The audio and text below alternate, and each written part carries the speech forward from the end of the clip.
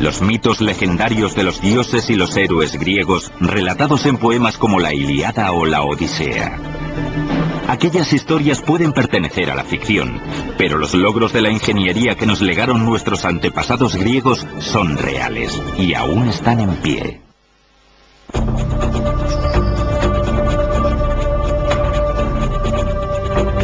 En el año 1300 a.C., un pueblo que hablaba una variante rudimentaria del griego había ocupado grandes extensiones de la península helénica.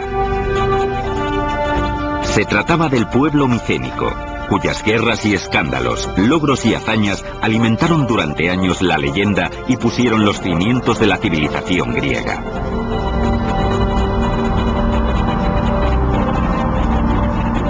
Su capital, Micenas, estaba rodeada de una inmensa ciudadela en cuya construcción se emplearon 150 años. Según la leyenda, era de esta ciudad de donde partieron los micénicos, liderados por un rey llamado Agamenón, cuyas épicas cruzadas quedaron reflejadas en el siglo VIII a.C. de la mano del poeta Homero en dos de los relatos más famosos de la historia, la Ilíada y la Odisea. La Ilíada era algo así como la Biblia para los antiguos griegos. Estaba llena de moralejas que te decían cómo conducir tu vida. Describía a los dioses y la religión, pero también el carácter humano, y proponía ideas sobre las que reflexionar. Los relatos de la Ilíada y la Odisea forman parte del imaginario occidental. El rapto de Helena por París, el asedio de Agamenón a Troya durante 10 años y el gigantesco caballo de madera que los griegos usaron para entrar en Troya y destruir la ciudad. A pesar de lo heroico de las hazañas de Agamenón durante la guerra troyana, su recibimiento en Micenas no fue precisamente el que se le brinda a un héroe. Fue asesinado por su propia esposa.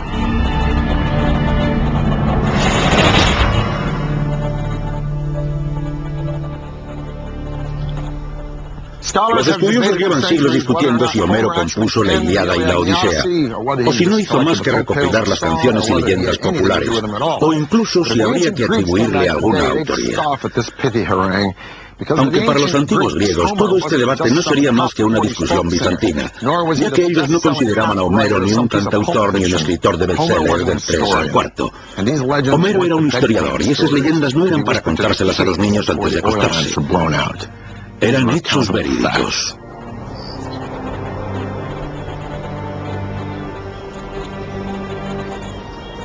Esto es lo que queda de Micenas, la capital de la que habla Homero, y sobre la que muchos queremos creer que un día reinó Agamenón. Estas ruinas nos demuestran que aquellos primeros griegos no solo dominaban las técnicas arquitectónicas, sino que eran capaces de verdaderas obras de arte. A medida que nos acercamos a Micenas, lo primero que vemos son los muros de la fortificación. Resultan verdaderamente impresionantes. Aún le invaden una sensación de majestuosidad. Los muros de la ciudadela de Micenas están reforzados con bloques de piedra de unas 10 toneladas de peso cada uno. Fueron diseñados con tal precisión que cada bloque encaja perfectamente en su lugar junto a los demás.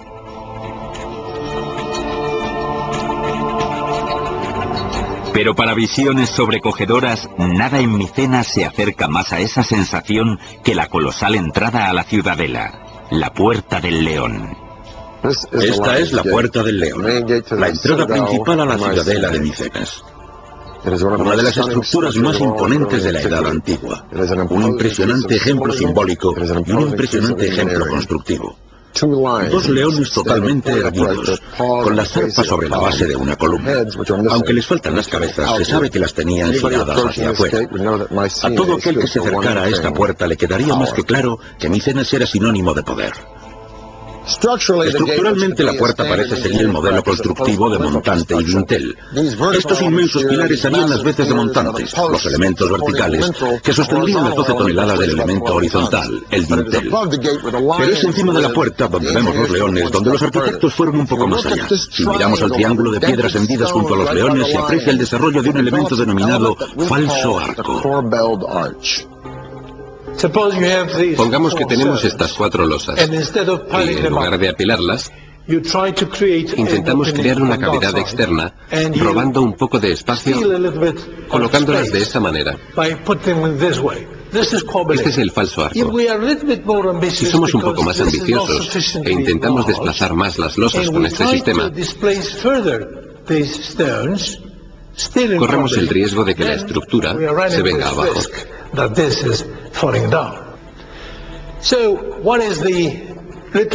¿Cuál es el truco para ganar más espacio y evitar la inestabilidad? Muy sencillo. Colocar contrapesos detrás de las losas escalonadas. Este triángulo, en primer lugar, hay que decir que se trata de una verdadera innovación micénica. Es la primera vez que se veía algo así, seguramente en todo el mundo. Así que era algo realmente novedoso. Pero los arquitectos micénicos llevaron el falso arco un poco más allá. Aprovecharon la idea para crear un revolucionario espacio interior llamado falsa cúpula. Esta cúpula solo se había utilizado en un tipo de construcción, las tumbas. Al igual que los egipcios, los micénicos erigieron estructuras increíbles para albergar a sus líderes en la otra vida. A estas tumbas se las denominaba zolos. Su construcción se apartaba de todo lo que los arquitectos micénicos habían hecho hasta entonces. La estructura circular no formaba parte de las concepciones arquitectónicas de los micénicos. Ellos trabajaban con líneas y ángulos rectos. Así que el círculo era exclusivo de este tipo de estructura. Lo que nos lleva a pensar que quizá era visto como un símbolo de la muerte. La construcción de los zolos era toda una hazaña. El primer paso consistía en horadar una ladera. Primero se cavaba una trinchera que formaría el dromos, que en griego significa carretera o camino. En este caso, es un sendero hacia la tumba, flanqueado por estas losas almendradas dispuestas a lo largo y a lo ancho. Hace 3200 años, en el 1200 a.C., cualquier visitante que avanzara por este dromos contemplaría la impresionante e imponente estructura de esta puerta de acceso. La puerta estaba enmarcada por 2 gigantescas columnas esculpidas en mármol verde macizo, con diseños ascendentes en zigzag y en espiral. Cada una de estas enormes piedras tiene más de 75 centímetros de altura. Hay 33 hileras de piedras dispuestas en una estructura cónica, y cada hilera tenía que sobresalir un poco para conseguir este efecto de falsa cúpula. Luego se igualaba la superficie para suavizar la forma. Para poder estabilizar la estructura, se necesita una presión constante de fuera hacia adentro, como la que ejerce la tira metálica sobre los tablones que dan forma a los barriles. Esta presión venía de la tierra. A medida que construían, acumulaban tierra alrededor, de tal manera que cuando habían terminado la estructura de colmena del interior, al mismo tiempo habían formado todo un montículo de tierra alrededor. Cerca del año 1100 a.C., esta primera civilización griega se desintegró y desapareció súbita y misteriosamente. Hay muchas teorías sobre lo que ocurrió. A mi parecer, la principal habla de las tribus bárbaras que vinieron de las estepas y atacaron a las civilizaciones de Egipto y de Mesopotamia, y que acabaron con sus rutas comerciales. Ese sería su fin. Con la caída de Micenas, Grecia entró en una etapa oscura. Durante 4 siglos su cultura se sumió en un profundo sueño. Hasta el siglo VIII a.C., cuando las ciudades-estado empezaron a desarrollarse y florecer. Cada una de ellas forjaría su propia identidad y competiría con las demás por hacerse con el dominio económico, militar y tecnológico.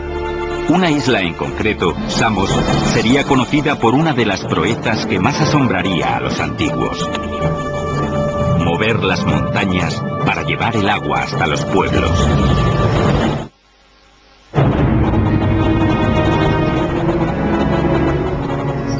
Esparta, Atenas, Corinto, Tebas. Son solo algunas de las más de 100 ciudades-estado que surgieron por toda Grecia 400 años después de la desaparición de la civilización micénica. Antes del advenimiento de la democracia, los destinos de muchas de estas ciudades estaban regidos por un único mandatario, denominado tirano.